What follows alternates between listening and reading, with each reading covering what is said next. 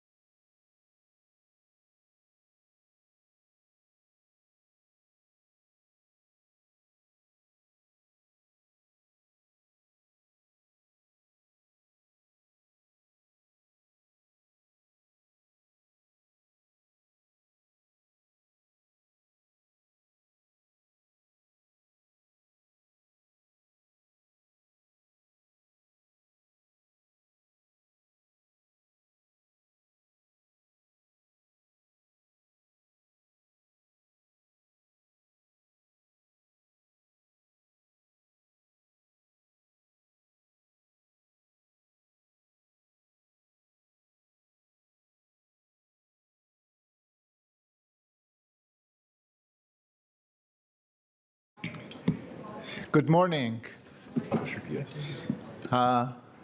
Welcome to the March 15th, Ides of March, 2025 County Board meeting. I'm Board Chair Dakis Karantonis, here with my colleagues, Vice Chair Matt Franti, members Susan Cunningham, Maureen Coffey, and Julius Chidi Spain Sr. So thank you for joining us today. I have to say that since we moved the beginning of this meeting to 9:30, we see this room more full every time. This is a good thing. Unfortunately, I suspect there are also other reasons why the room is full, so this is probably not such a good thing. But nevertheless, we are very happy for the fact that you are here, and that, well, when I said that not just a good thing, is that the reasons that some of you for which you are here are really very, very distressing for everybody. So I know that you have to be here. I would wish that you could enjoy your Saturday. We wouldn't have these problems that we have, but we do. And it's part of a well and alive civil society to have these conversations as we have them today. Masks are optional. However, if you would like a mask for any reason, they're available from the clerk on the dais. I have a few announcements before I begin today's agenda. For in-person speakers, the podium height can be adjusted by using the up-down arrows that are on the right as you approach the podium. Please speak clearly to the microphone so that everyone can hear you.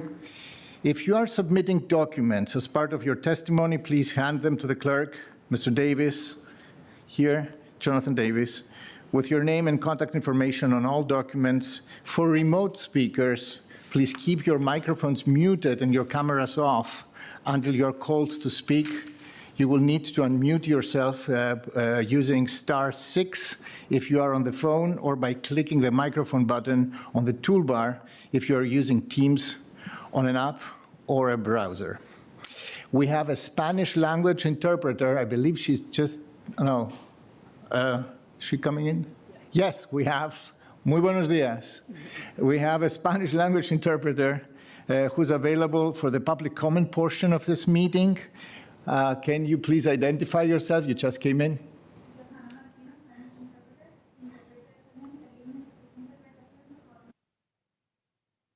Muy buenos días. Occasionally, we will need to get up and stretch our legs. However, there are speakers and monitors in the back so that we can continue to see and hear the meeting. And with that, we are ready to hear from our public comment speakers. As a reminder, the purpose of the public comment period is for individuals to alert the board to issues that have not been the subject of a recent public hearing or an upcoming public hearing, to ensure that we can hear a range of topics and to be fair and consistent across all speakers and issues. We have a one speaker per topic rule. The chair has some discretion here, so if there are issues that are really very hot and very important in the community, I tend to allow more than one speakers, so maybe two per topic. That's okay, and that's fine. The base rule is one, because we normally have a lot of topics to go through. And this is always a public comment, not a public forum. There's a difference between the two. These are rules that helps us to efficiently manage the meeting, the main purpose of which is to consider items on the regular meeting agenda, which is today very light because we have a almost complete consent agenda. If you are with a coordinated group today, we ask you to identify one, today up to 2 representatives, to raise your topic. That representative can make us aware that there are others present who share their views. You can, for example, stand up when somebody is speaking or use jazz hands to applaud. Importantly, there are other ways to get to let the county board know about any issue you want to alert us about. You can write to us. countyboard@arlingtonva.us is our email address. For a more dynamic conversation and a deeper exploration of your concerns, including the opportunity for multiple residents to present different facets of a topic, we particularly recommend attending an Open Door Monday session. More information about when these Open Door Monday sessions are happening are available on our website. Mr. Davis and Mr. Kushner, our clerks, will be able to guide you properly. And with that, Mr. Clerk, we're ready to take public comment. And after we have heard from you, we will take a moment to provide some response. And when when issues warrant that, we will go even further and follow up with you in the coming days. So, Mr. Davis, please call the first 2 public comment speakers. Absolutely. On virtual, we have Audrey Clement, followed by John D. Lawrence. I'm Audrey Clement from Westover. Congressman Don Byers' March 8th outreach event on behalf of fired federal government workers attracted hundreds of people seeking help in the wake of DOJ's unprecedented axing of their jobs. Many of these layoffs were illegal, either because federal workers were fired without cause, notice, due process, and/or statutory authority. 20 states' attorneys general are challenging the terminations in court, and I support them. These terminations would not have occurred but for the re-election of Donald Trump, who romped to victory in 2024 behind the Biden administration's own contempt for the law. For 4 years, Biden pursued an open doors policy, admitting millions of illegal aliens in flagrant violation of U.S. immigration laws at a net taxpayer cost of $150 billion annually. During this time, there was no pushback from local Democratic leaders who openly sympathized with calls to end cooperation with ICE. Biden's DOJ also pursued a divisive, legally suspect lawfare strategy designed to keep Trump off the ballot. Now Trump is visiting retribution upon his enemies. He is draining the swamp by putting thousands of area residents out of work.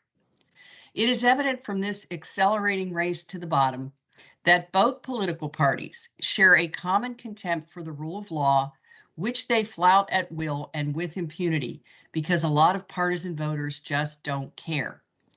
These voters see where the game of tit for tat got them in 2024, a ticket to the unemployment line or an insecure job.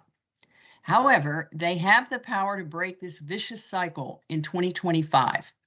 Instead of voting strictly along party lines, it's time to consider independent alternatives that prioritize accountability and stability over partisanship. Thank you. Thank you, Ms. Clement.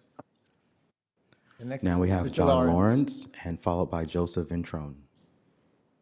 Good morning. Can you switch on your microphone? There's a little button. Yes, now you're on. Sorry. And you can lift your podium so that it is a little bit more comfortable for you and we can hear you better. Is that better? Absolutely. Okay, thank you.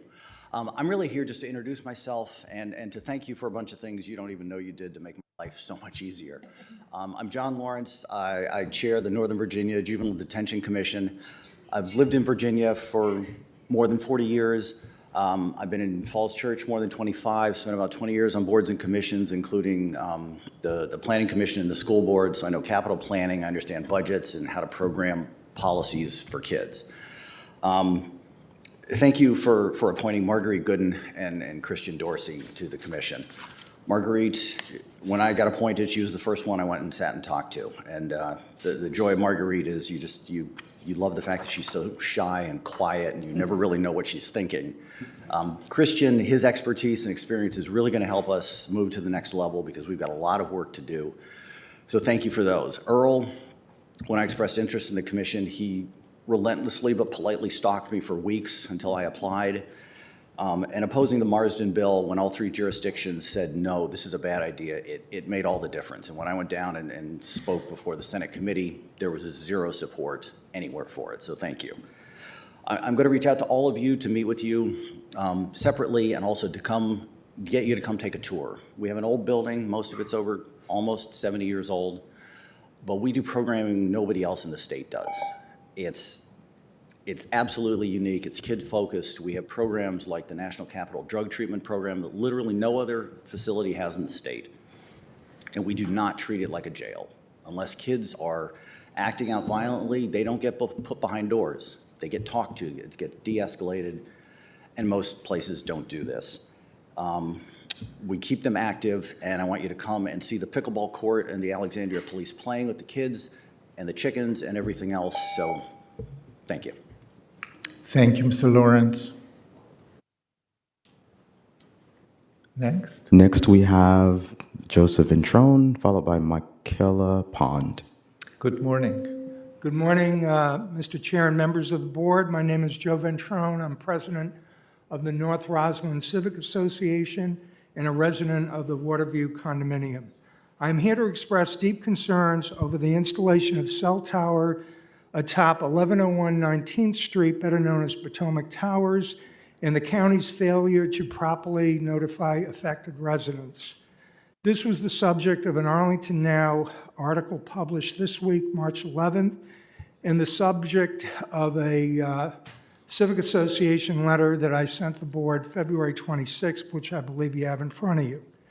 In June 2023, the county approved a site plan amendment allowing these towers to be built, yet the impacted residents that were never informed in advance. This deprived them of the opportunity to voice concerns or participate in the decision-making process. Additionally, the installed antennas exceeded the zoning ordinance by 23 feet limit, extending 31.9 feet above the main roof of the Potomac Towers.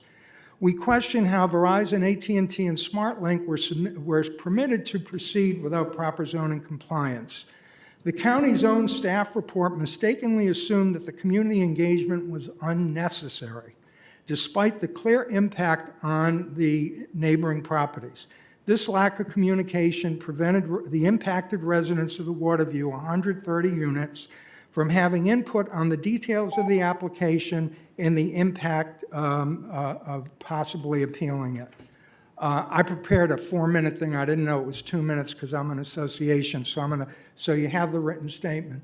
But the bottom line is there seems to be a pattern of this with the county. We experienced this with Missing Middle. There was a process procedure. Just yesterday, I read that the Marriott is being torn down. That is in my association's jurisdiction. The county did not advise us of the demolition plan. So I think we have a problem, and I hope you all can assist my civic association and the 130 residents of the Waterview to get some type of retribution over the hideous cell towers. Thank you. Thank you, Mr. Ventrone. All right, we've got Michaela Pond, followed by Haseen. Good morning. Good morning. Thank you for the opportunity to speak today. My name is Michaela Pond. I am a mother, an educator, a Latina, a proud Arlingtonian, and founder of WOFA. We have action. We are 1,200 Arlingtonians strong. We made the buttons that some of our county board members are wearing today. It is in all 5 of these capacities that I stand before you today and respectfully push each one of you to do all you can to meet this moment, to stand boldly, firmly, and strongly for the citizens of Arlington and ensure all of our citizens, especially those most vulnerable at this time, know that you are taking actions to fight for them. Some of you are concerned about being too vocal and worried about how our county's budget might be impacted if we are seen as adversarial. But let me be clear, silence is not neutrality. Duck and cover, not a strategy. Homeland Security Secretary Kristi Noem came here in a flak jacket, turning our community into a political prop, sowing fear and making it abundantly clear that we are a target. And if we are a target, then we must be a fortress, a bastion of resistance, a leader in the fight to push back. I'm here today with 3 clear, actionable recommendations. Lead on federal employee engagement. Arlington can and should set the example nationwide for how to support displaced federal workers. The board should start a task force with those that have been affected having a seat at the table. Set our budget with intent. Prioritize supporting your large federal workforce facing risks and economic uncertainty, and ensure resources go where they are needed most. Be public. Hold town halls, press conferences, and take stands in court with our Commonwealth Attorney for Arlington's values for residents and groups impacted by the draconian actions of this administration. Please make Arlington an upstander and not a bystander. Thank you. Thank you, Ms. Collins.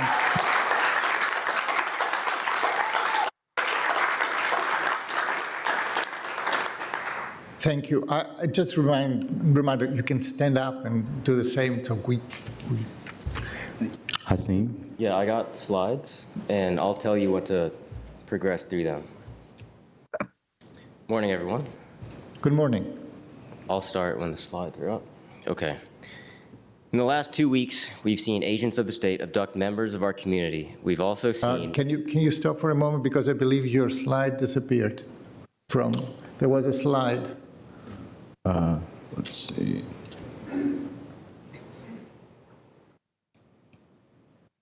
Sorry about that. Here we go. Yeah, right. Now we're good.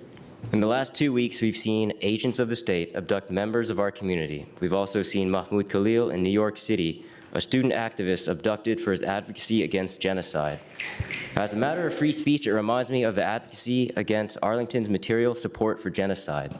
To recap, for almost a year through the genocide, you all have said that this is not a local issue. This isn't a local issue. This isn't a local issue. Despite the fact that Arlington County has visited the state of Israel, next slide, worked with the Israeli government through their embassy, next slide, and have worked tirelessly to spend our local tax dollars to court businesses that directly profit off of genocide and apartheid. If you want to give me more than 2 minutes, I'll tell you how local this is. I wish this wasn't a local issue, but you guys have made this a local issue by making Arlington materially complicit in genocide and apartheid. By the way, Arlington is the only locality not to have divested from South African apartheid. You know, that must be the good old Arlington way, I guess. My bet is that you're probably very happy about what happened to Mahmoud Khalil. I'm a cynical guy. My guess is that you're probably excited for the precedent to be set to label me a terrorist and have me deported, I don't know where, maybe throw in Guantanamo Bay. I'd love for you to surprise me, though. Next slide. And if you actually care about free speech, I'd hope you would end voluntary cooperation with ICE, end the Section 7 trust policy, and accept a wider range of IDs. And I know you're probably going to say, but we're worried about the budget. Tell Arlington Economic Development we don't want drone operators, we don't want surveillance tower engineers, and we don't want bomb designers. Arlington County doesn't want these jobs. You all need to get better at your job and find us economic development that doesn't profit off of genocide, apartheid, and deporting members of our community.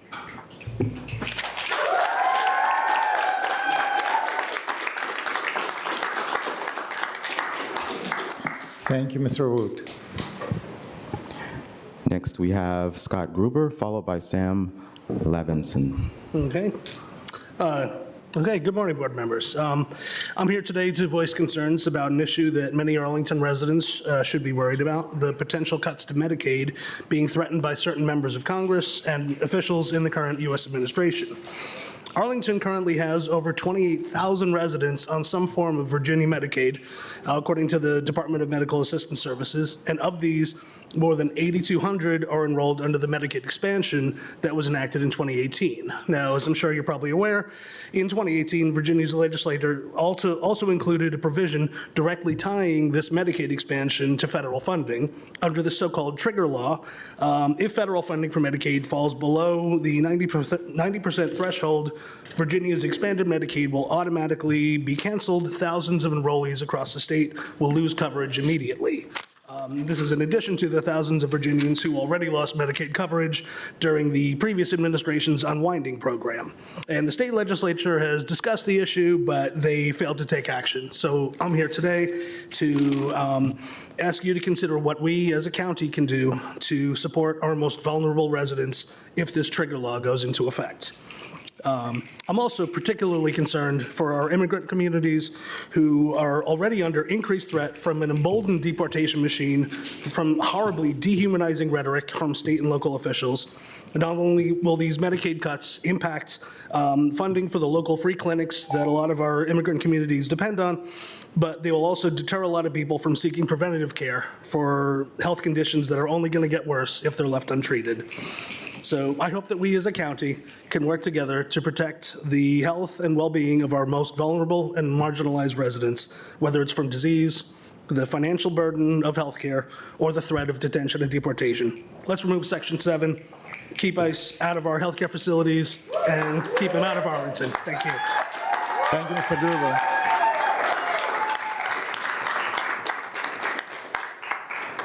Sam Levinson, followed by Eli Orlando.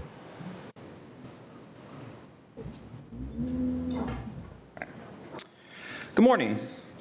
As the county's website rightly states, recycling glass has a lot of environmental benefits.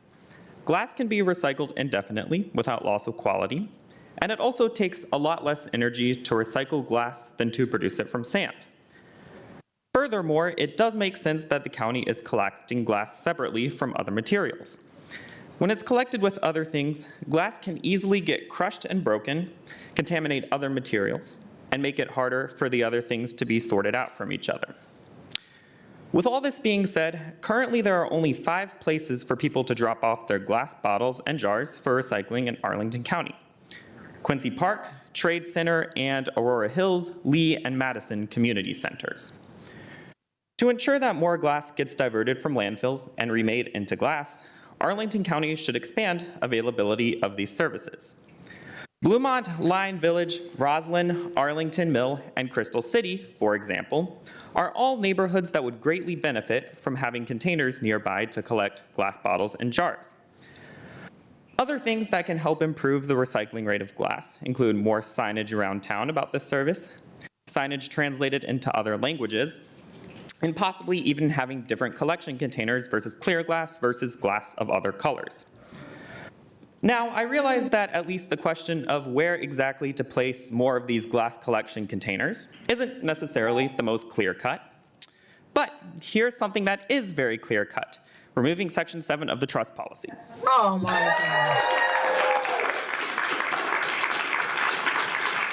God. Next speaker, please. Thank you, Mr. Levinson. Eli Orlando, followed by Sana Sadiq. Maybe. This is as tall as it gets. Okay. Good morning. Good morning. Elysian Orlando, or Ellie Orlando for short. Very good to see you again, County Board. Thank you so much for being here today. I stand before you today because we find ourselves at the precipice of a choice regarding the character of our city. And the way I see it, we have 2 choices. We could choose cowardice and capitulation, or we can choose community and collaboration. I don't need to tell you what the former looks like because you're seeing it every day across this country. In the past week, Mayor Bowser started tearing down the Black Lives Matter Plaza to appease Republicans, only to have Chuck Schumer and Democrats sell her out and take $1 billion from the DC budget just in this past week. Democratic leaders are setting an example in this country, but that example is clear: that fear will only beget more fear, and the more that we appease, the more that we will lose. I look around this city and I see something that's very different. I see brave. I see a city that will fight for what it believes in. We made good on that belief in 2022 with the drafting of our trust policy, but now we're being asked to answer that question again. Governor Youngkin's Executive Order 47 spits in the face of our community and our values. And when we are challenged, we don't back down. We double down. It is because I believe in the character of this city that I'm asking the board today to expand the trust policy to include the Virginia State Police as well as federal agencies such as the DHS and DEA. We do not need Kristi Noem in our city in a flak jacket like she was last week, turning us into a circus for political points. Make no mistake, they chose to make a show of Arlington precisely because of our proximity to the belly of the beast. And so be it. If they want a show, then let's give them one. Let's show them that here in Arlington, we protect one another. Let's show them that in Arlington, we stand for what is right. And let's show them that in Arlington, we are one Arlington that will never back down. And we will never sell out our communities for any amount of money in a budget or any political points or anything that they can try to give to us, because we know that together we are stronger. Thank you. Thank you, Mr. Levison. So, Orlando, the next, please. Sana Sadiq, followed by Marian Klimkowski. Good morning. I believe that your microphone is off. There is a small button at the base. Yes, now you're good. Oh, okay, great. Thank you. Thank you. My name is Sana, and I'm here to talk about the Muslim ban. As we're all familiar, this was one of the first policies enacted by the Trump administration back in 2017. It impacted up to 13 countries then. He ran on this as a signature Islamophobic policy to have communities cut out of the US. And we know, as Muslim communities, that many of the things that are used to target our communities are then expanded to target everyone else. In fact, as immigrant communities, we're intimately familiar with this. We are targeted, but everyone is targeted. None of us are safe unless all of us are safe. Last night, the New York Times released a potential list of countries, 43 countries in this expanded Muslim and African ban. Many are still Muslim-majority countries, many African countries, many Caribbean countries have now also been added to this list. These racist Islamophobic policies, I'm so tired. I'm so tired of the way that our communities keep being impacted, scapegoated, and targeted. One of the more horrific things about this ban is not only is it a travel ban, and of course, almost a quarter of folks in Arlington were not born here. We come from all over, we speak multiple languages. Not only will this ban people from coming into the US, it also impacts nationals from these countries, 43 countries, so many of our community members who might then be additionally targeted for deportation. On the list is Afghanistan, where the US invaded and carried out a 20-year invasion, right? On this list is Syria, where they only just got rid of a 50-year-plus dictatorship. These are our community members who will be impacted. And we know, again, that Trump will not stop there. We've already heard about green card holders who are now placed in detention and are in deportation proceedings elsewhere in the country. So the Arlington County Board must do everything they can, and the easiest and most immediate thing they can do is to end Section 7, expand protections for our communities, especially around data sharing with other agencies, federal and state. Thank you.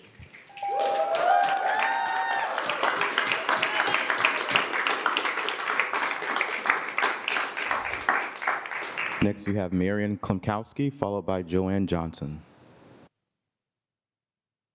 Good morning. Good morning. My name is Marian Klimkowski, and I'm here to talk about protecting the right to safely assemble in Arlington County. Our U.S. Constitution protects the right of people peaceably to assemble, which is known as the freedom of association, which is the Supreme Court upheld in 1984 as an indispensable means of preserving other First Amendment freedoms. I strongly encourage the board to take a stand to protect our neighbors' rights to freely assemble and safely protest without fear of being criminalized or falsely labeled, especially as a gang member. Criteria for gang membership is set forth in the Code of Virginia 52.8.6. It is important to note gang membership can be construed on an observation by A, indicating single law enforcement officer, that a person frequents a known gang area, associates with known gang members, and demonstrates gang style of dress, tattoos, hand signals, or symbols. Such suspect classification can lead to a person's information being added to the organized criminal gang file of the Virginia Criminal Information Network. We all deserve the right to safely assemble, worship, protest, socialize without fear of criminalization. I ask the board to expand protection for all Arlington residents, removing Arlington County Police Department's ability to initiate contact with federal immigration authorities when an undocumented immigrant has been identified as a gang member, as is currently allowed in Arlington's trust policy. Thank you.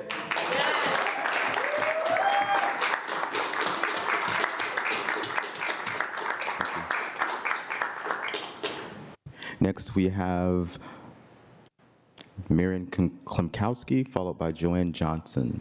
Joanne Johnson. Apologize. Joanne Johnson, followed Johnson. by Mi Nguyen.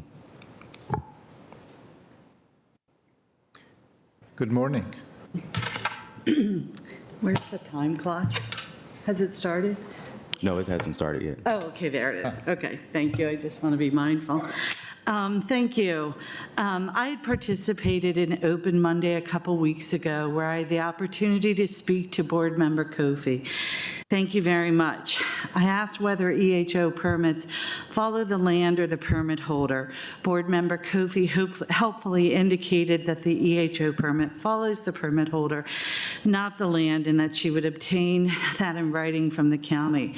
I explained that as well as a concerned neighbor, have been trying to get the answer to that question from the county, but have been unsuccessful. The issue is not hypothetical. It pertains to the ordinance and associated land transactions. By way of background, I filed a BZA appeal of the EHO permit for the 7,800 square foot apartment building next to my 1,200 square foot house. Shortly after submitting the appeal, I was told the filing fee was an alarming $1,200. The county said there was no deadline for filing the fee. Then a few days later, the court invalidated the EHO ordinance, making the permits void. Next, the owner sold the property to a family who resides there now. Then, in the end of January, the BZA said I needed to pay the $1,200 filing fee, and they gave me until next week to pay. I am a federal worker. $1,200 is a lot any day, but even more in these uncertain times. Receiving confirmation that the EHO permit follows the permit holder is a generic question.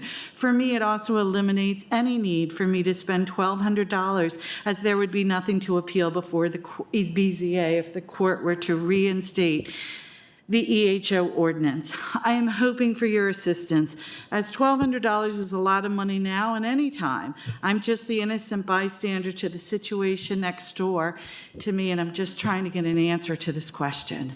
Thank you. Thank you, Ms. Johnson.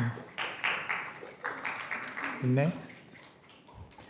Next, we have Mi Nguyen, followed by Courtney Massey. Good morning. I will start by citing the Arlington County Equity Resolution from 2019 during the 45th presidency of the United States. It reads, quote, "Whereas equity is defined as all populations having access to community conditions and opportunities needed to reach their full potential and to experience optimal well-being, and whereas Arlington County government and community partners seek to ensure that our actions and policies are implement the county's vision in an equitable way," end quote. I'm here to ask you all, how can queer and trans people of any age or color reach their full potential if Arlington County will not guarantee their safety, while fascist and white supremacist rhetoric hail from the state and nation capitals? How are we supposed to experience optimal well-being while migrant families are being targeted with your cooperation? If you are afraid to speak up and protect vulnerable communities, how are we supposed to feel? Tell us, in the face of fascism, will your legacy be cowardice and capitulation, or courage to serve the citizens of this county?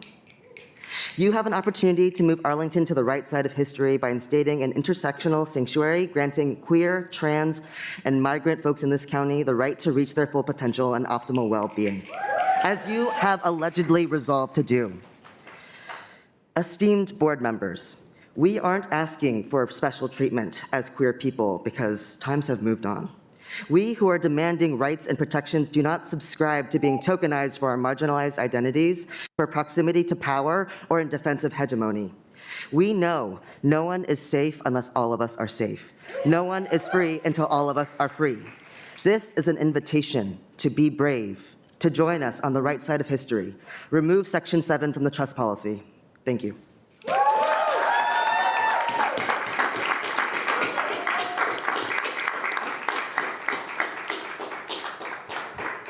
Next, we have Courtney Massey, followed by Danny C. Good morning. Hello. So like many people in this community, I am worried about what's happening right now with the current federal administration, with Trump and Musk and Doge, and how they are causing havoc, and people don't really know anything about what's going on. There's no accountability, there's no transparency. They're attacking agencies like the Department of Education, and the public has no idea what their next move will be. It's dangerous. And you know what's also dangerous is how we see the same thing happening right here in Arlington County, operating without transparency, without accountability, operating in secret.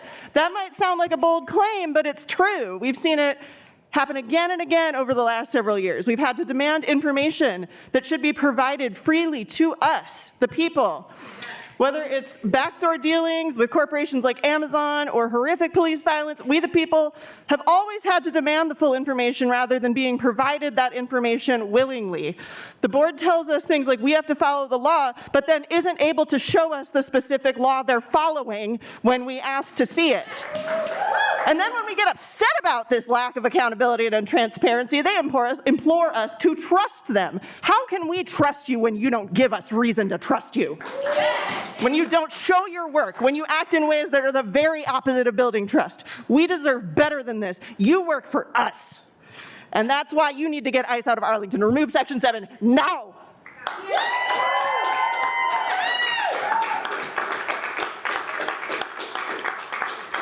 Thank you, Ms. Mason.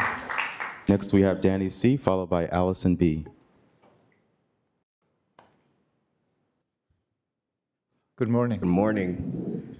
Let's see. I think y'all have heard a big set of comments about things that should be public hearings. You claim that public comment is for that reason.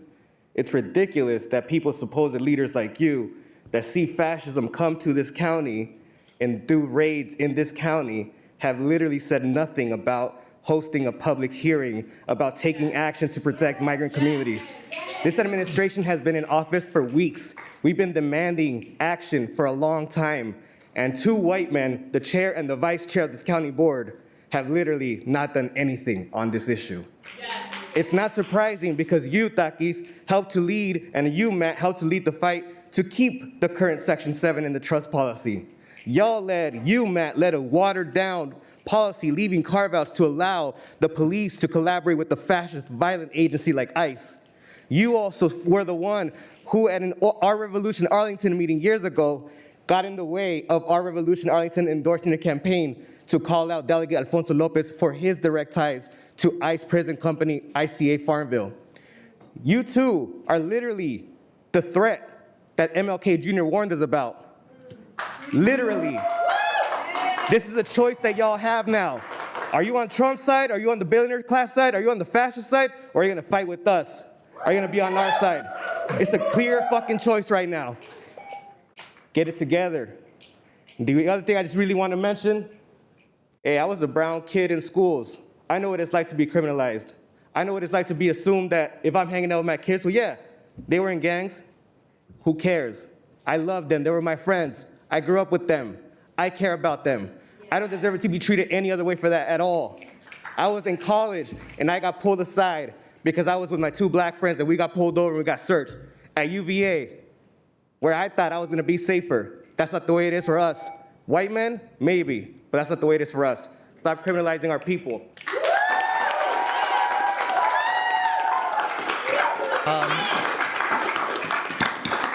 Folks, can we,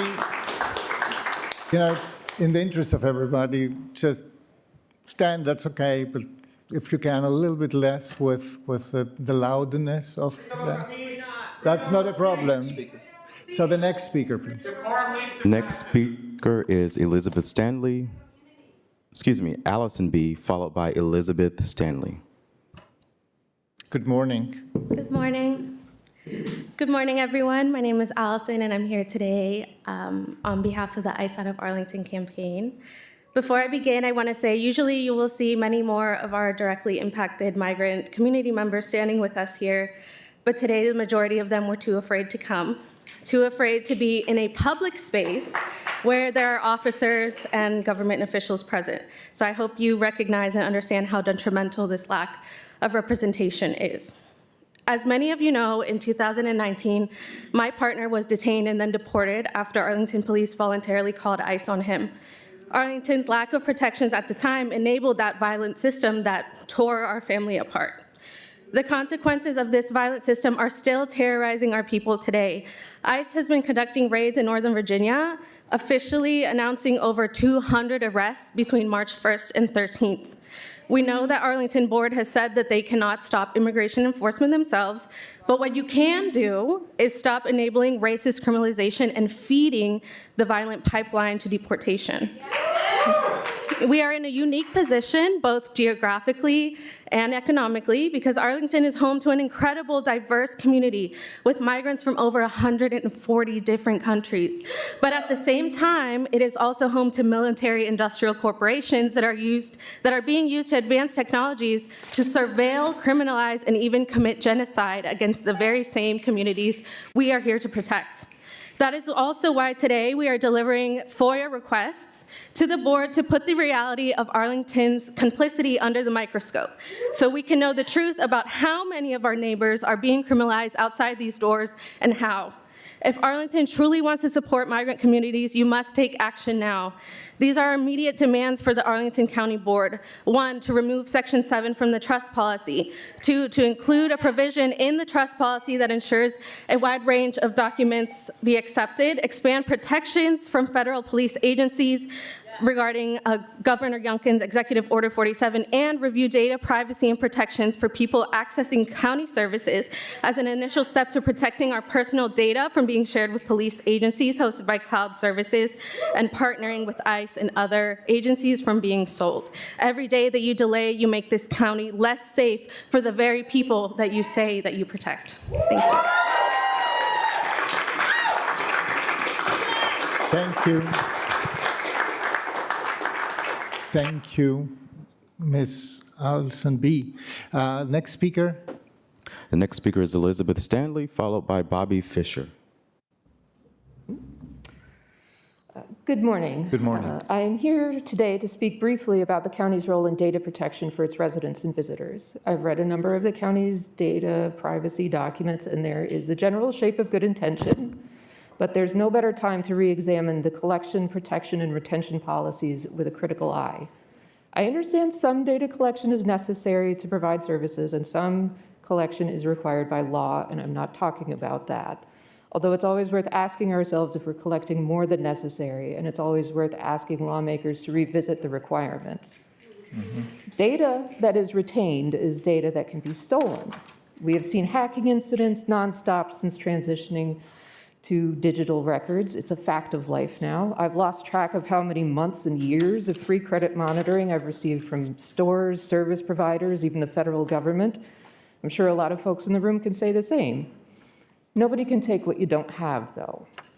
I'm sure you can confidently say we want to protect each other from unlawful taking, but the thing is, we are living in an interesting time right now. We have a president who has repeatedly insisted that any of the many things or people that kind of annoy him are criminal or should be. Trans and queer folks, unions, people seeking reproductive care, Black and brown folks, civil societies, the press, immigrants, Democrats.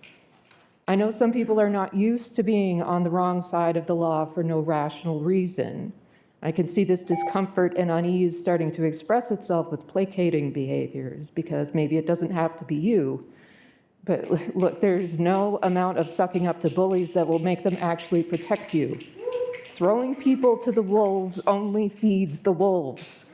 Yes. The good news is that We Keep Us Safe is not just a slogan. You can participate.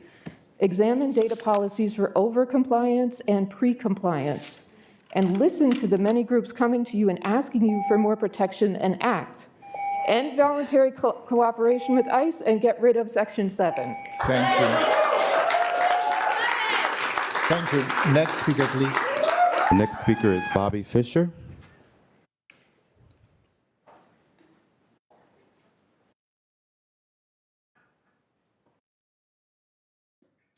Good morning.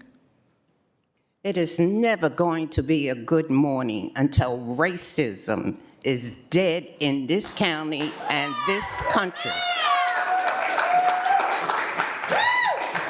I am an African-American retired single woman, homeowner of 21 years, taxpayer and registered voter, but no longer a Democrat. Never in my life I endured racial injustice and abuse of power by the police, the sheriff, this board, and many others. I am not a criminal, nor guilty of any crime, nor have I ever been arrested. I am guilty of being outspoken, a Black woman, retired, a woman who have complained about homeless people, illegal immigrants, hiding out inside public libraries. More than 5 times, I appeared before this white board asking for help. Not a single response. Diane Kress, a gay, white, privileged, racist woman, director of county libraries, without any valid reason, banned me from the library for over 2 years. Diane seeks to punish me for complaining simply about homeless people, takeover of county libraries.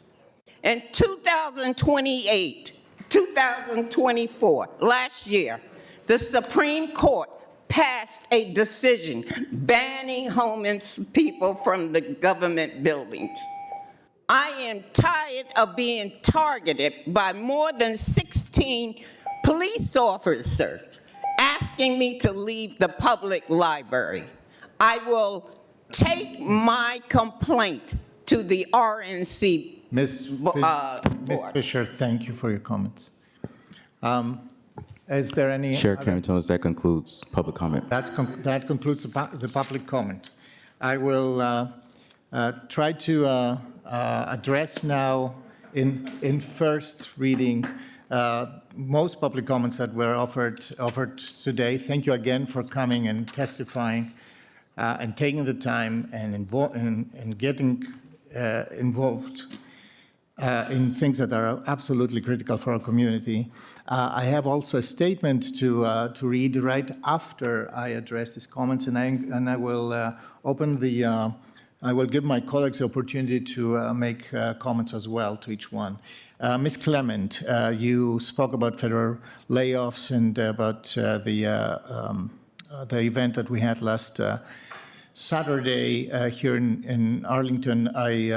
I take on your comments under advisement. I disagree with your political assessment, obviously. There is no question about that. We will continue doing events and doing public outreach for all federal employees, contractors, and many, many, many others who are losing their jobs right now, and they're losing and the rug is pulled under their feet. This has nothing to do with the previous administration or some other political malfeasance. It has to do exclusively with the choices of this administration, the current one, that has chosen to impose a completely different regime to the United States of America, one that we are not aligned with, and we are not only political against that, but in all possible and imaginable terms, starting with a humanitarian one. Mr. Lawrence, thank you so much for coming here today to speak on behalf of and to introduce yourself on the juvenile as a new director of the Juvenile Detention Commission. we will be leaning in. This is a detention facility. We have strong opinions about how this facility should be running. There is active community involvement in that, and we are happy to hear that you have a good relationship and exchange with our appointees. In any case, this is a case we care a lot about, and I invite you to engage further with us so that we have a better idea of what is happening there, how juveniles are treated, and how justice is actually imparted. The Juvenile Detention Center has been always a point of extreme attention for us. Mr. Ventrone, on behalf of the NRCA, we take your testimony under advisement. We will probably have to engage further with you. I don't know, Mr. Manager, if we have anything to say at this moment, but I think that this is part of. Yeah, I can't answer the question whether we specifically contacted the North Roslyn Civic Association, but we have done multiple releases through our newsroom. And Arl Now has run at least 7 or 8 articles about what's going on at the Keybridge Marriott. We're in the process of deconstructing. We're not doing it, but the property owner is taking apart the garage, and then we'll move on to the main building. Okay. In any case, Mr. Ventrone, I ask you to further engage with us so that we can find a solution that is acceptable for your members of this association, the neighbors there. Ms. Pond, thank you so much for coming here and testifying today. It's a good thing to hear from you. Arlington is alive and kicking. We are always cautious, but we never abandon our values. There is one and only one reason why anybody will be at any rate cautious on this side of the dais, and this is to make sure that nobody gets hurt. This is not about money. This is about people first and foremost.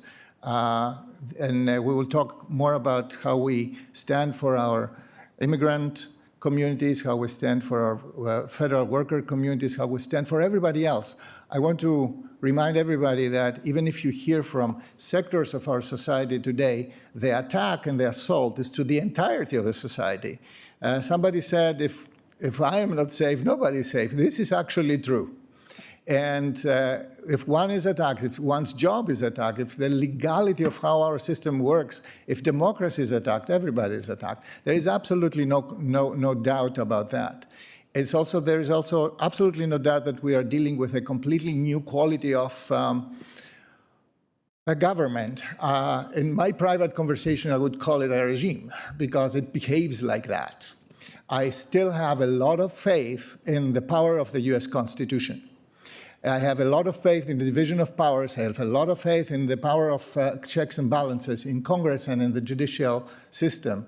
However, what we see on the street allows a lot of you to doubt. And you wouldn't be here if you wouldn't doubt. I actually would dare to say that what motivates your presence here is not so much your politics or your particular positions on things, but the very fact that you feel attacked on your everyday life. Something fundamental has changed in this community, and this is why the first reason why you're here. Then the politics of each one may kick in. Having said that, I'm going further, Mr. Rawoot. I saw some of their emails they put. They are a little bit older, than 2022. I don't remember if the first one was more recent. The outreach of our business units of Arlington Economic Development is indiscriminate along the world. We are not looking at the politics around. You may make the argument that we should. And I agree that this is a valid position. However, at this point, we are not scrutinizing by the politics of different companies, etc. The Arlington County government doesn't work with any other country. Okay. So, Mr. Levinson, you talked about glass recycling. This was a good introduction, and it gives me the opportunity to say just a couple of things about that. We would like to expand glass recycling as much as we can. There's a reason, an economic reason, why we had to scale it down and change the way that we collect that. I take your comment about expanding the availability of location as a budget-relevant comment, and I will try to respond to that. Mr. Orlando, on the trust policies, to include state and federal. So we have been extremely negatively impressed by the governor's executive order number 47, which basically deputized Virginia State Police to act exactly as a deputy of the federal government and enforce immigration laws. This is new. I might note here that for 3 years now, the governor didn't do that. The previous secretary of Virginia State Police didn't want to do that, and they had a very, very good reason. Actually, the same reason that we have. The number one reason is that we don't want to make our communities unsafe, right? So if enforcing immigration laws should remain always the exclusive, what it is by law, the exclusive domain of the federal government. Our trust policy applies to relations with the Virginia State Police if they are enforcing federal law. That's exactly the same. However, I'm always open to review and to look a little bit deeper on how we can make that a little bit better. Ms.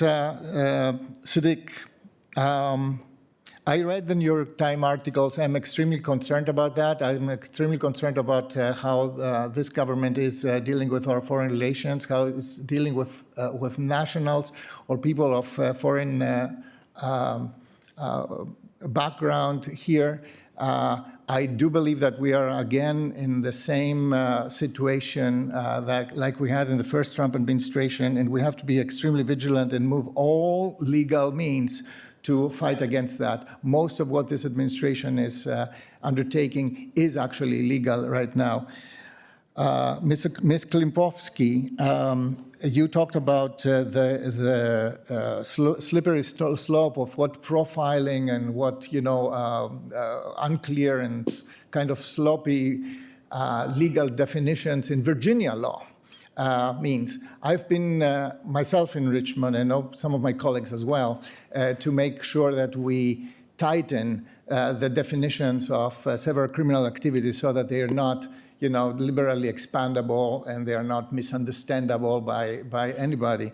We have to make sure that law enforcement can do their job, and at the same time we have to make sure that people are protected from arbitrary enforcement. Ms.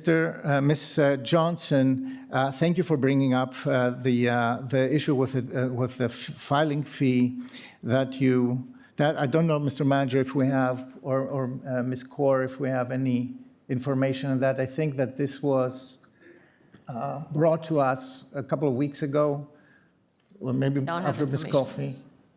I don't have information on this. Okay, so can we look at this, because this is probably a legal issue, or Ms. Ms. Bello. Yes. Now. Okay, thank you. Yes, we received this case from the county board on March 4th. We're still currently vetting and reviewing with CPHD on this matter, so we will be responding by next week.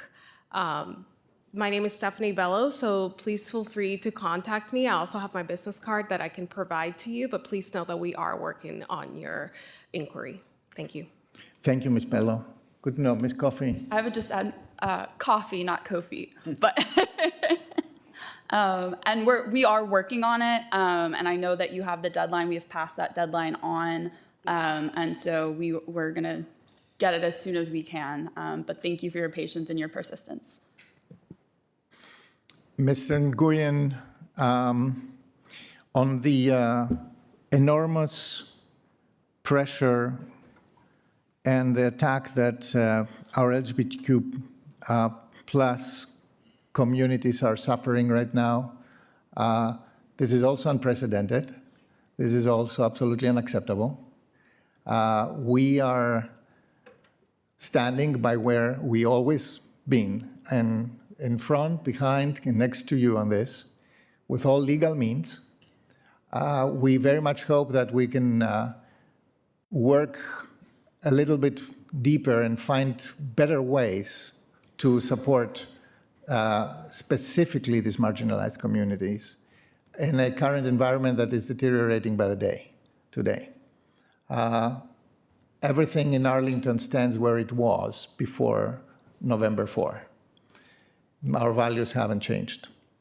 But I take your comment well under advisement on this. Ms. Massey, we are worried as well about the complete lack of transparency of how the federal government right now works, and we are worried specifically about how impenetrable this has become. For the information of everybody, when ICE or other federal agencies are enforcing here in Arlington, they don't have to and they don't tell us. Sometimes they inform us the very moment that they do something. They don't give us details about who, where, or so, but just general details to avoid general risks. But they do it on their own. They don't have any support from us. They don't ask for support. We wouldn't give them anyway. We don't collaborate with them. And they tell us when they're out. Now, this has created a situation that is absolutely unique, and you are absolutely right. It is not okay to have even high government officials basically using Arlington as a telegenic location just to support the president's State of the Union news cycle, etc. They have done it in our neighborhoods a lot, and to that there is a statement at the end of my comments here. Mr. Danny C., I have to say, you signed up to talk about schools, and I made a note about this. Despite the criticisms to me and Mr. DeFerranti, one thing that is absolutely critical right now is that everything that's happening has a absolutely devastating effect on kids, on students who go to school, some of them already missing school. We are doing everything we can to create an environment where these families feel safe to send their kids to school. And I have to say one thing. We talked a lot about how attacked and how under stress these households and these families are. I have to say a couple of things also about the other side. They are extremely brave. They send their kids to school. The very day that ICE was raiding Buckingham, the kids, the mothers and the fathers of these kids were bringing their kids to take the school bus. They are extremely brave, and we stand with them. What do you do to stand with them? But talk. We are not only talking. I was there, by the way. So, Miss, can we? What are you doing? So, Miss Stanley, data protection, a huge issue. We're trying to hone in on privacy and everything that may be used against our residents. We're extremely sensitive on that. We need to do a lot of work on this. Modern governance is extremely vulnerable, and I take your comments well under advisement. I encourage you to engage further with us. Ms. Fisher, it is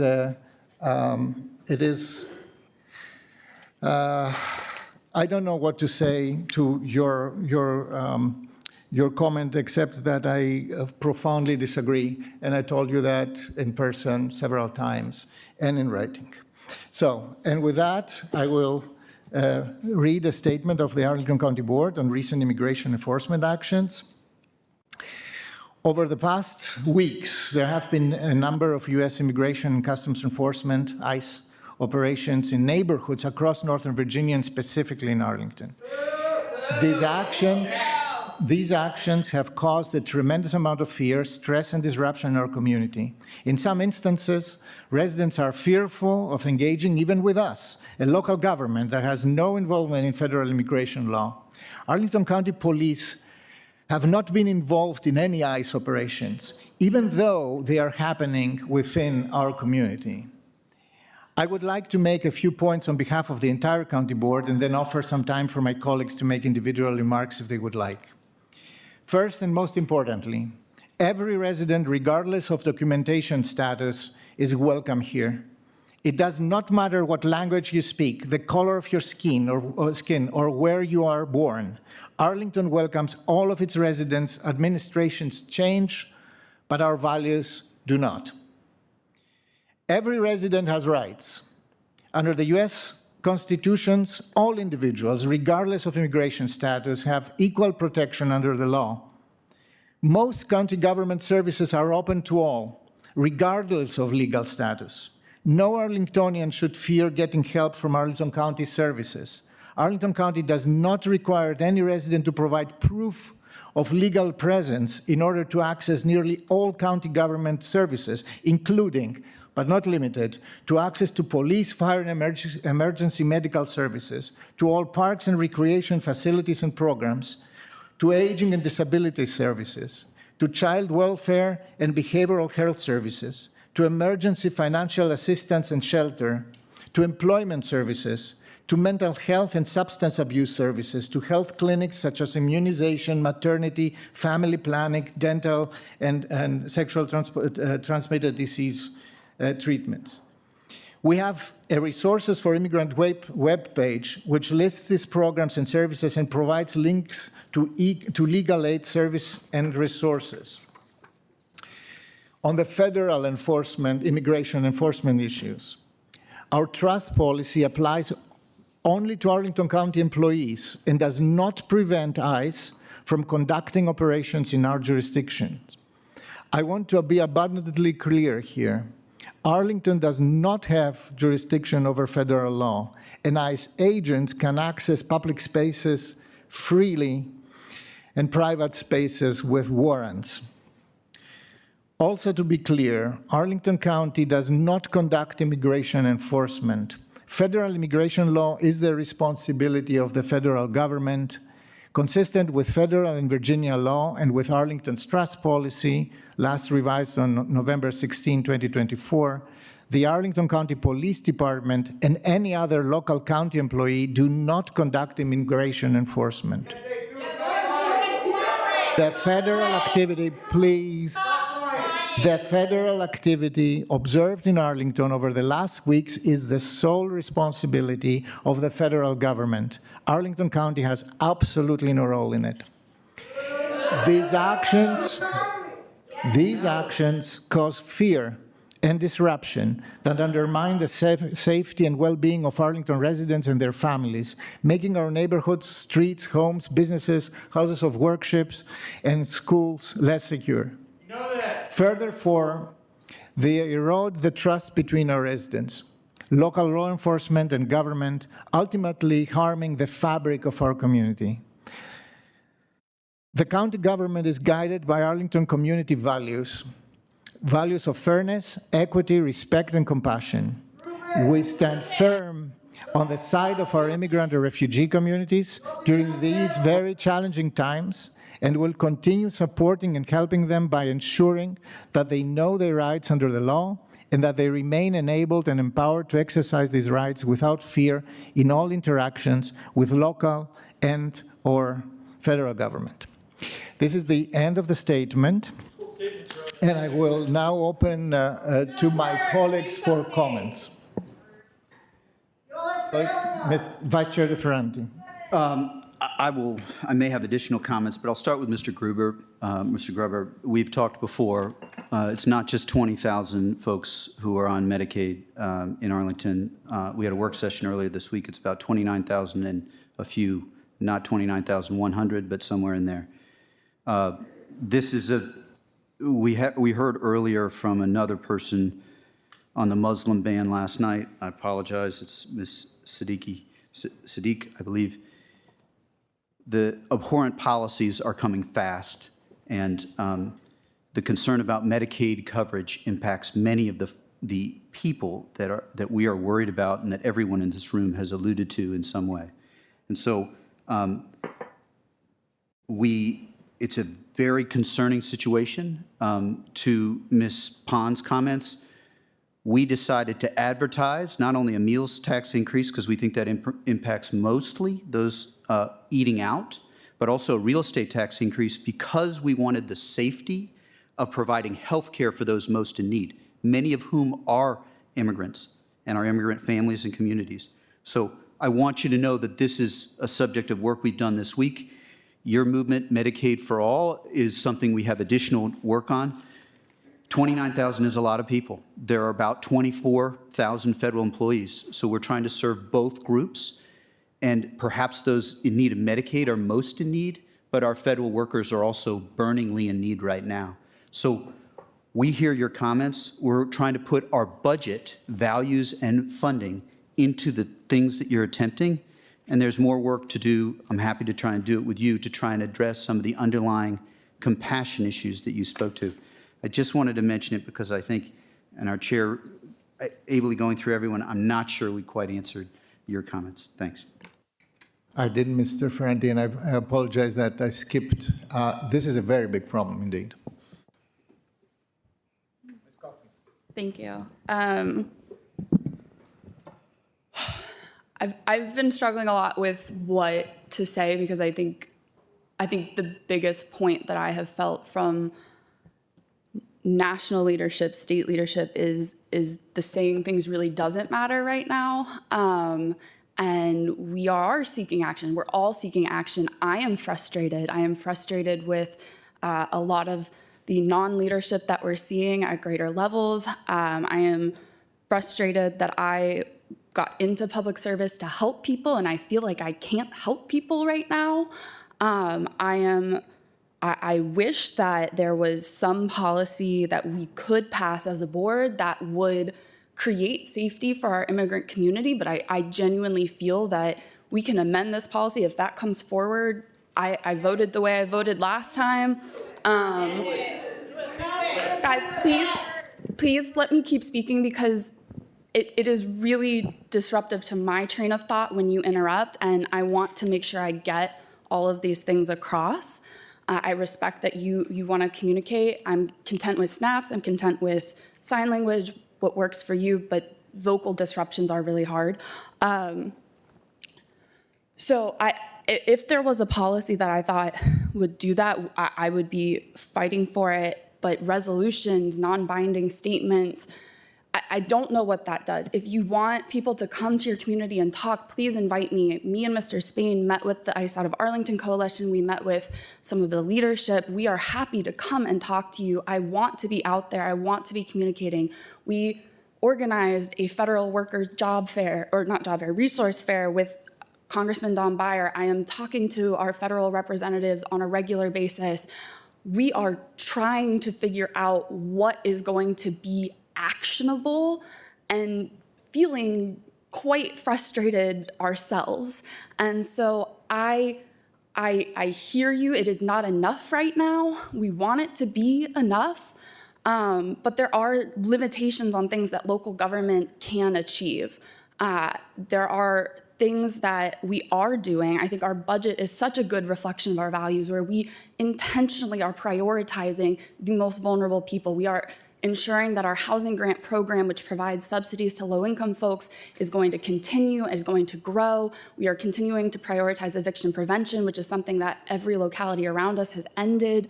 We are continuing to invest in nonprofits and partnerships and all across the community, trying to make sure that we can reach people. And we are putting money aside for the absolutely crazy things that we do not know are coming because we know that something is going to happen and we just don't know what. And so those are concrete actions that we really are taking. It might not be enough.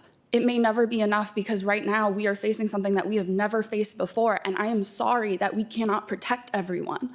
I wish that we could.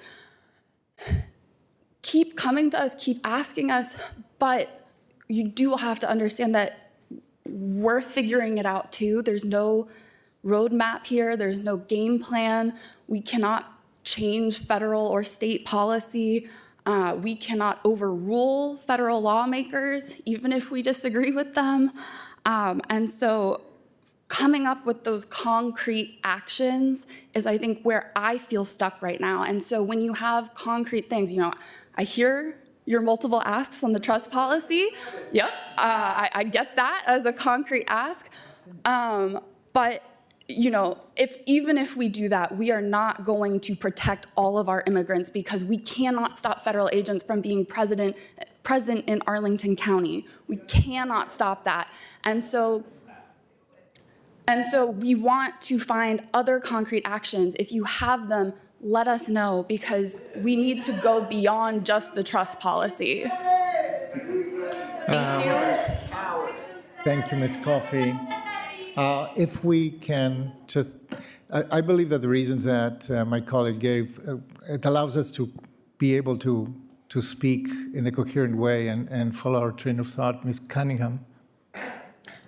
Great. Well, thank you. I really want to give a shout out to everyone who took time this morning, and also those who wish they could be here but don't feel comfortable or safe right now. I think it's a really important time for us all to be advocating for the core values of our Constitution and of our country. I think, FDR keeps popping back into my head. The country will not be a good place for any of us to live unless we make it a good place for all of us to live. And this is a time that is absolutely testing the fabric of our country. I think Arlington, as several of you have pointed out, and as you're demonstrating right now, is a place that is very strong on those values and very committed to the Constitution. We are working within a system where we wish we had more control, and we are, as Ms. Coffey said, working to use everything we do have in our control to provide safety. So I guess overall, I just wanted to say thank you. On young people. So I have 2 teenage daughters, both in high school. Their whole lives have been, kind of their awareness at least, has been with the current president in the mix. And I know that that is shaping the brains and the experiences and the fears of our young people. And we had a pandemic in the midst of that to make it even more interesting. So I and many of my colleagues up here are deeply committed to supporting our young people in regrounding in the values in the Constitution. We, as recently as 4 p.m. yesterday, we're still in this room talking with our school board colleagues about budget and operational issues, and very, very core to that was how are we standing up for our children, especially our immigrant community, our LGBTQ community, and now our federal worker community, to provide safety where we can and to provide services where safety can't be perfected. And then finally on and I guess, Mr. Lawrence, I also want to thank you for being here. Early in my career, I had the opportunity to spend a lot of time with adjudicated youth, and the work that we do and the tour that you offered is just really, really important to underpinning the youth and their growth. Finally, on transparency and access to government, that is absolutely a fundamental value to me. It's also fundamental in our Constitution and in our values as a community. I think we don't always get it right, and we're kind of still digging out of disruptions during COVID. I think we talked a lot about it last year. We've really, I think, tripled our constituent services team with Ms. Bello very aptly leading us. Also on the board side, we've done some reorganization and investment to ensure that your correspondence or inquiries are responded to more promptly. Again, we won't get it right every time, so please continue to provide feedback, and as you know, FOIA as a last resort. So I will end there. I think Mr. Spain has more to add. Where do I start? First, I want to thank my colleagues for their input, and I know we have a short schedule today, so please bear with me as I have a few things to say. You don't know, how do you know where you're going, if you don't know where you've been? And, with 74 days roughly of me being on this county board, the newest member, I'm reflecting upon the enormity of our history, where we are and where we're going. This is our, in my opinion, defining moment. And if leaders aren't prepared to stand up, then I don't know what we're going to do. There's an American civil rights activist by the name of Fannie Lou Hamer, who back in the day said something, I'm sick and tired of being sick and tired. In November of 2024, Arlingtonians voted. They know what they were getting when they brought me here to the county board. I was born and raised up in the civil rights movement. I can't remove that from my DNA. Yet at the same time, I understand the nuances associated with policymaking and public service. And what I have witnessed over time is that this group, many of you, La Colectiva, have for many years advocated in a manner that's not untypical, but you've been asking for us to engage and do something. I commend my colleague, Ms. Coffey. We sat down together and met with many of you a few weeks ago. But let me just be clear. I believe it's time for us to revisit Section 7 of the trust policy.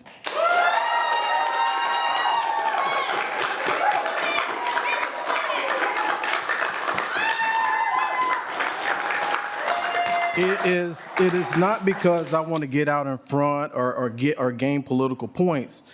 It's because a policy in and of itself is just that. It's a policy. Federal laws are federal laws. There could be some nuances associated and some risk associated with removing Section 7. But I've watched for years groups advocate for this issue only to be massaged and manipulated to a point to where are we giving you what you want? And we're not delivering. And what I'm not going to do, and whether my term is just one and I'm out, what I'm not going to do is sit idly by and as a leader, a person who came from the grassroots of this community, and act as like I don't know what's going on. I've been in your seats. I know what you're asking for. Just by raising the hands, and you don't have to do this. How many of you in this audience are in Arlington? Thank you. Because there's conversations about, oh, who we hear from is not from Arlington. I know there's many of you from Arlington. Some of you are from Arlington and you don't show up because you fear being here. And that's not fair. So with that being said, I think there's work for us to do. And Ms. Coffey has said it, like, you know, we can massage this policy. Is that going to be the end all be all? Probably not. But nothing, you know, I tell folks a lot, perfection on earth is never obtained. But we got to at least try our best to accommodate and help our constituents.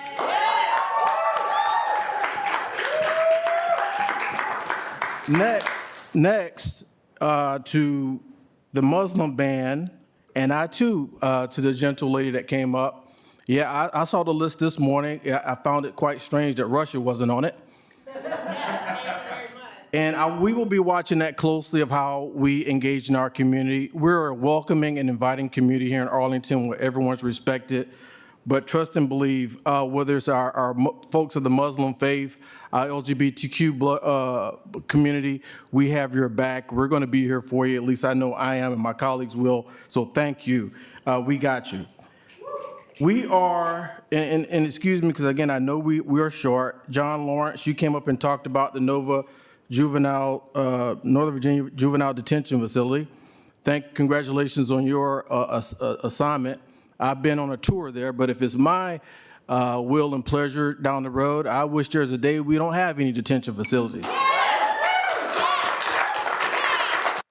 I think there is a wrong way to do the right thing. We have what we have now, but I've been over there and it looks like a jail.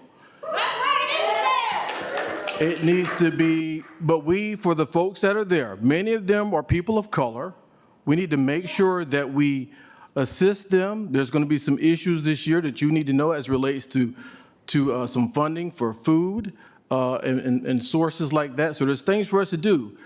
But in the best case scenario, we don't need detention facilities for youth. And lastly, I will say this to my friends, Ms. Michaela Pond, you came up. I think my takeaway was you stating at the end, boldly, firmly, fairly, lead on federal engagement, put forward a task force, be public. I want to commend you and the folks at WOFA. You had a meeting earlier this week, and that place was packed. And it was people in that space, I will say, that I've never seen before. That tells me, as a leader right now, that there's a movement in this community, and there's people that want change. Because status quo idealism is not what we're looking for right now. So you have my commitment, I think the commitment of many folks on this board, to see and help WOFA and others in this community as we fight back against oppression, against the federal government that is coming and try to change our way of life, and we're not tolerating it. So as I close, let me say, I understand the role I'm in today is that of a politician, an elected official, and not of a civil rights activist. But my lived experience and my 52 years of being on this earth have shaped me to a point that made me prepared for this moment. I'm not saying everybody's where I'm at, but when we fight, we win. And if we sit idly by and don't say anything, they will run over us, and we're not going to take that. So with that being said, I look forward to robust engagement on the trust policy. I will not hide behind emails. I will not run away. I will be here for you. But let's see what we can do to compromise. I love to hear you come out here and talk. Ms. Coffey also made a good point when we're talking. In all due respect, please hear us out. We thank that, but I think we have to work together in unity to solve this challenging time and moment that we're in. There's already enough divisiveness in our community. Let's not let that take us away, and let's move forward. So with that, Mr. Chair and colleagues of the board, again, I think y'all know where I'm at. Let's move forward together. Let's continue to fight back. And when you need me, just call me. Thank you very much. Thank you, Mr. Spain. Just for a short conclusion, I've talked too much. All policies that we have are under constant review. There is also a part of transparency, that reporting of how these policies actually perform and what happens in real terms. And I think, Mr. Manager, we need to hear how this trust policy has worked as of lately, because this will give us a good base to discuss how to change it if needed, which may very much be necessary. So on everything that is said, I want to add a personal moment on this. I grew up in a country with a dictatorship on my neck. As a small child, I saw armored vehicles going up and down my street. And since I was 5, I remember that. And the next time that this happened to me was when I was a student and I saw the East German tanks moving up against the people of East Germany. And the next time was here on South Buchanan Street, an armored vehicle moving up without absolutely no reason, full with armed people. That was not enforcement. That was an attack, a raid, an assault, like a military assault. And Ms. Pond, you said that the secretary was dressed for the occasion. I think that she was dressed exactly as a public official in a civilized country never should be dressing. Nobody would shoot on her. This is not an unsafe community. She made it unsafe. So, yes, we are not going to take that, but in my times when I was there,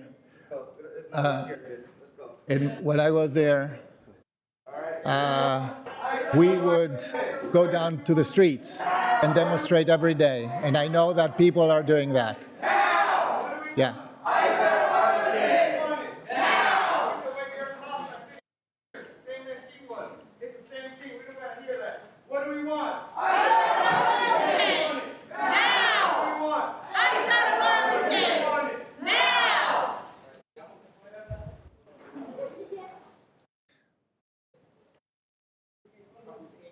Okay? We can, I will, the conversations with the board, the public comment has concluded. I just have one question. No, there is no discussion. You can come to an open door Monday and we can have a discussion. Okay. So there is a job for your elected government. There is a job for the civic society right now. And for me, this is the most important job. Resist fascism. That's your job. It's all our job. So. Well, we're out here doing it. Let me know when you are. It's okay.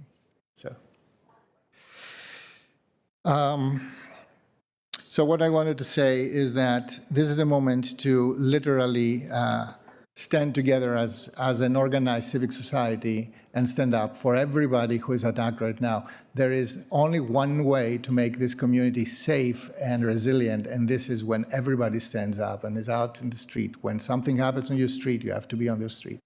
When something happens here in front of the doors of this building, we have to be out of the doors of this building. Every week, almost every day, people are demonstrating, are protesting in front of federal buildings in Arlington and in Washington, D.C. Check the news of the day, and you will find where this happens, and go and do that. There will be protests here for immigrant workers who are pushed out from, for example, the Washington Metropolitan Airport Authority, because now the administration wants to impose English proficiency tests. Does it sound familiar to you, Mrs. Payne? Of course it does. You know, the good old things, that what happened in the 1960s happens now again. So this means that we have to be out and we have to take action as individuals and as a government. We have different channels to work in, different swimming lanes. We have to be in good sync and to be trustful and open to each other for these. So thank you again for being here. Before we go to the consent agenda, I wanted to take the moment to talk a little bit about resources that are available right now to the people who are losing their jobs. If you can pull up these two slides that we have. This is for federal workers, but it's not only federal workers who are losing their job.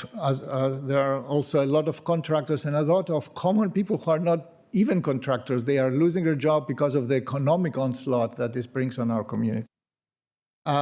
Number one, there are employment assistance resources and one-on-one coaching, workshops, assistance to create resumes, etc. Life is going on for many people. They have to find a job. They have to be able to support their families. We are going to support them all the way on that. Mental health support. This is extremely important. People are under extreme stress. They need a space to breathe. And we are offering resources for mental well-being, stress management, crisis intervention, counseling, even psychiatric care where it's necessary. Food security is becoming a huge issue right now, and all my colleagues have been engaging with that, especially Mr. DeFranti. There is financial assistance for groceries. There are free food distributions. There are meals that are provided through schools and senior programs.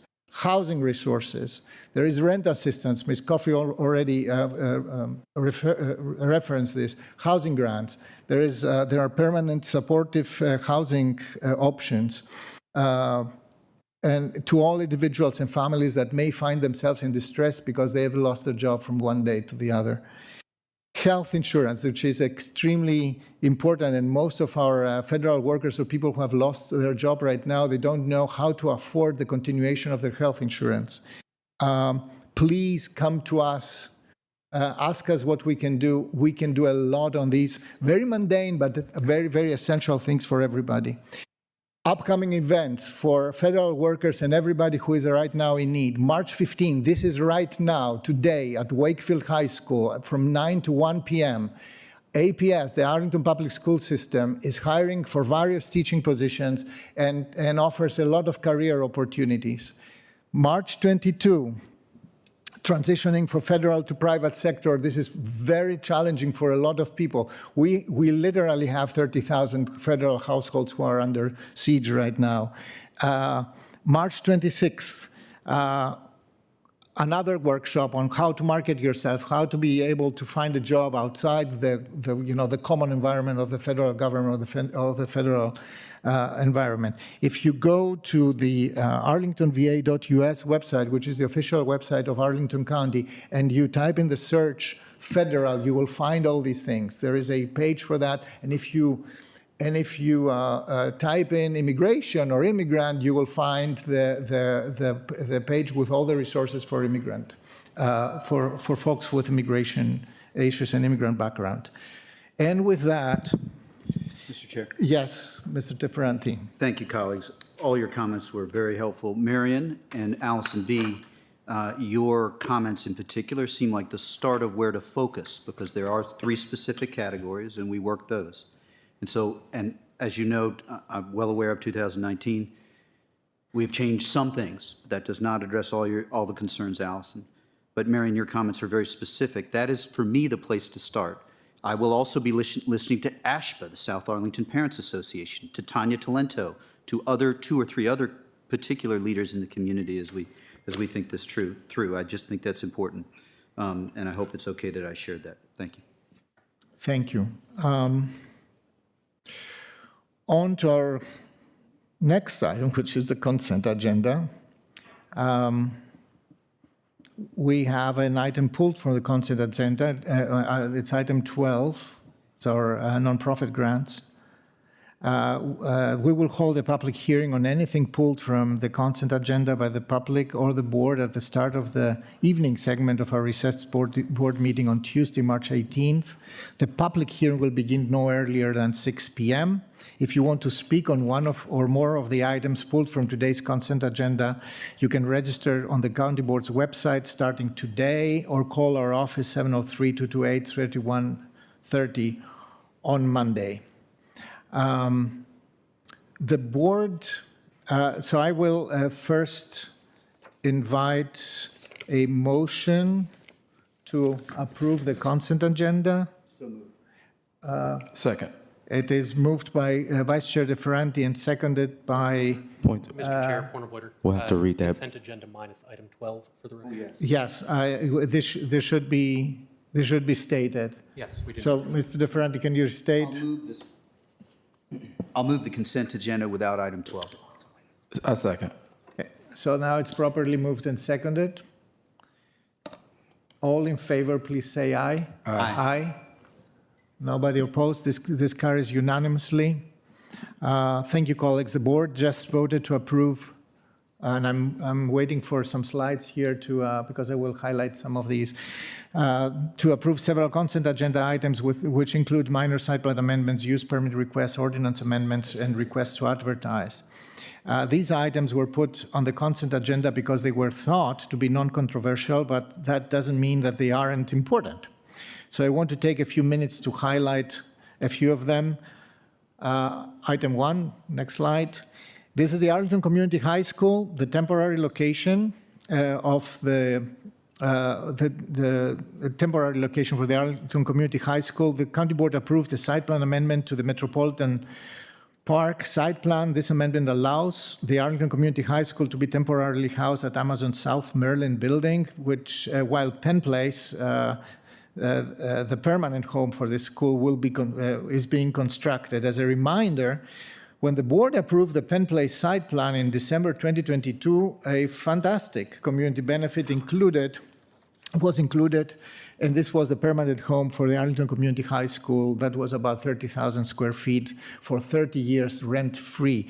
The Arlington Community High School is a high school program for 300 students. They are older folks, they are adults, 18 and older, and they get the chance to finish their high school diploma there while they work to support themselves and their families. This is an amazingly important educational offer, and we're very, very proud to support these hardworking students. Item 2, the Celtic House. The board also renewed a use permit to allow for an outdoor cafe located within required off-street parking spaces for the Celtic House Irish pub and restaurant located in my neighborhood at 2500 Columbia Pike. This is also the right place to recognize the difficulties all businesses are confronted with along the businesses that are along the eastern section of Columbia Pike. And they have enormous challenges right now as a result of the ongoing construction on the street.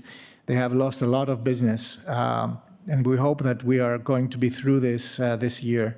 Celtic House is one of these businesses and one of the most impacted ones. So I hope that this additional facility will work well for them. Item number 6, we are discontinuing something. That's 26 family daycare home use permits. And you'll ask whether discontinuing a permit is a good thing. In this case, it is, because family daycare homes are since January by right uses, and they can actually provide more slots than before. So these weren't necessary anymore. They will stay in operation, and they will be even providing more daycare slots. Item number 8, that's a little bit a more esoteric item. This is a HUD, the HUD Housing Choice Voucher. The board authorized an increase to the federally funded administrative fees. It's an expense threshold, not an expense per se, in the Arlington County Housing Voucher Program, which we administer on behalf of the federal program, and we can now charge the program the actual cost up to $150,000, which is the actual cost of administering this program.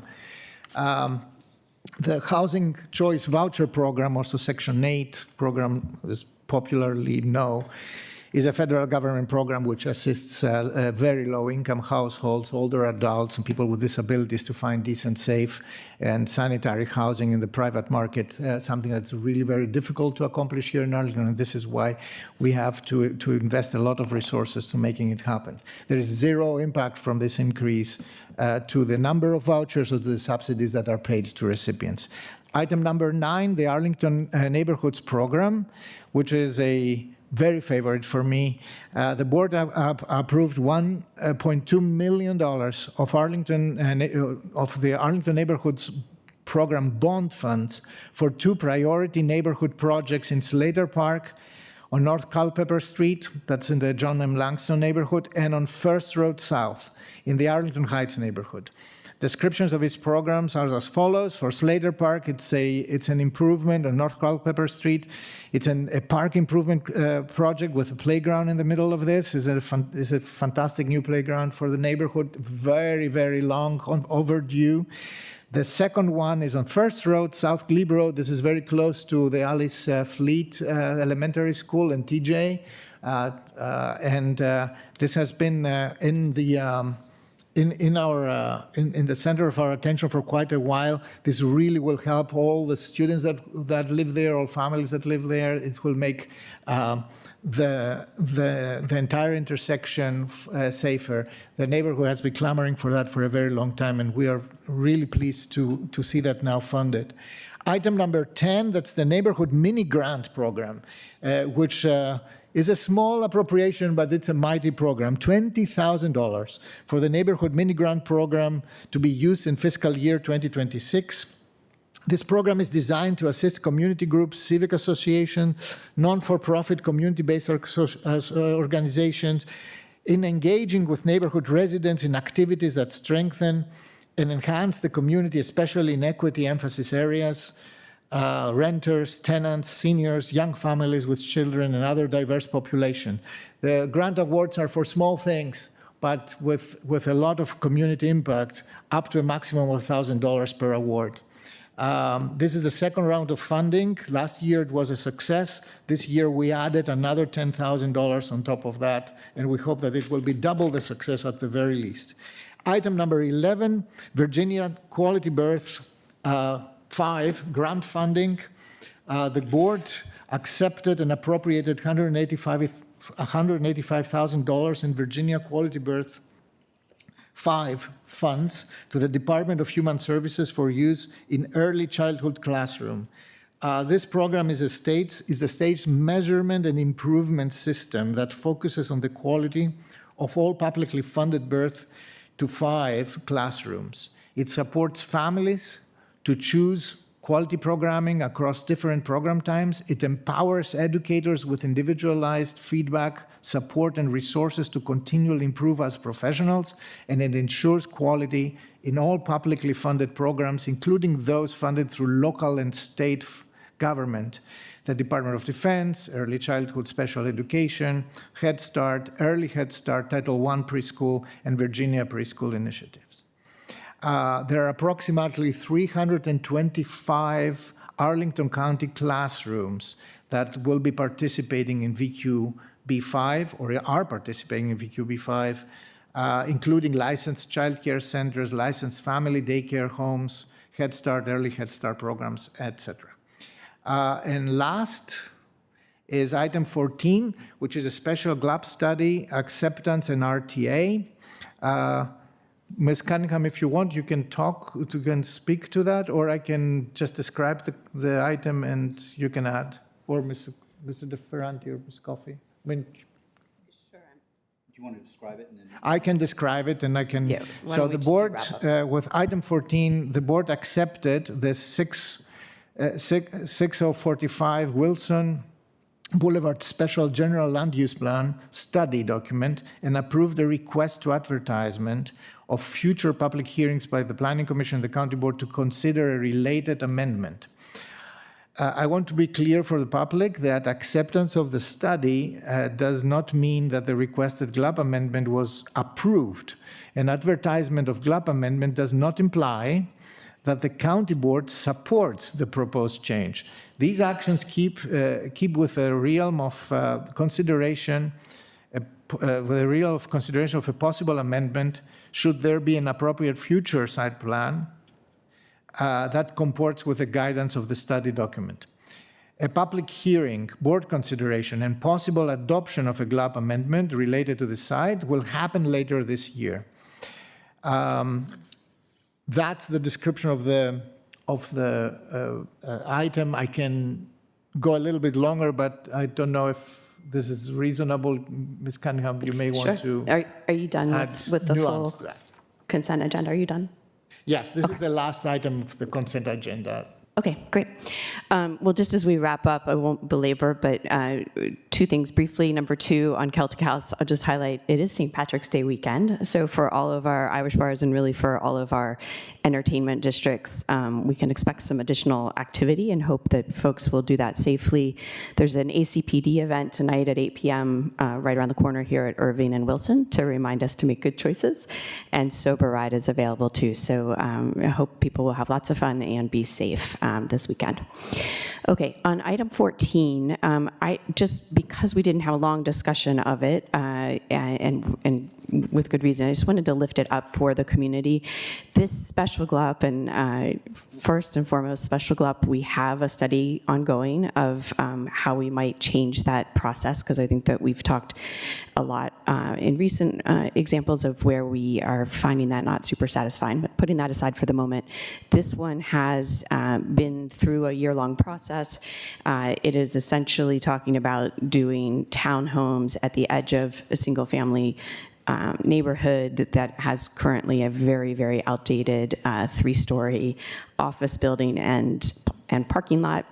And I think I just want to lift up that while the special GLUP result has a bunch of ors in it, and I think it was perceived as potentially a little bit vague or a little bit lacking, it is this board's intent, and I think it's very clear in the LRPC process, that is to allow some flexibility in the site planning process to get to the best project that would bring the most coveted ownership townhome product online as quickly as possible while balancing stormwater and trees. And so it's not trying to dodge that. If you go back and read LRPC comments, there's a lot of support for townhomes here, and there will be a site plan. It's not by right, and we're ready to get it started and try to get through it as quickly as possible. I think in all of these projects, we are intimately aware that housing is important to our community and that time in our processes creates additional cost in the housing. And so we're always trying to balance that, and we'll continue to do so here. And I think that's all I needed to say. So thank you. Thank you, Ms. Cunningham. Any other comment, Mr. Spain? Yes, not so particular to item 14. I can wait. I just want to go back on 2 items you mentioned earlier. You can. Review. At this time, thank you very much. So I just want to lift up, Celtic House, and I'm looking forward to that. We just extended, get the permit renewal of Celtic House there on the south side of Arlington is really seeing some challenges. Since a lot of construction there on Columbia Pike, a place where I live, and so I'm glad to see that happening. So they can get, as the spring is upon us, they can get more folks out there and probably recover some of the revenue that we know they're losing. And lastly, I'm also excited about item 10, the neighborhood mini grant program. And though it may seem small, but this is how we go out with some of our stakeholders and make sure that the good work that is happening in Arlington, that some of these organizations are able to do this work. So, Mr. Chair, members of the board, I just want to, again, give comments to those 2 items. I think they're, at least, not stating all of them are really noteworthy, but these are 2 that, of course, I am looking forward to. And also item 12, which has been pulled from the consent agenda for us to talk about on Tuesday. So thank you. Thank you. I think Ms. Cunningham wants to say something about item 15, which is a subordination of a loan for.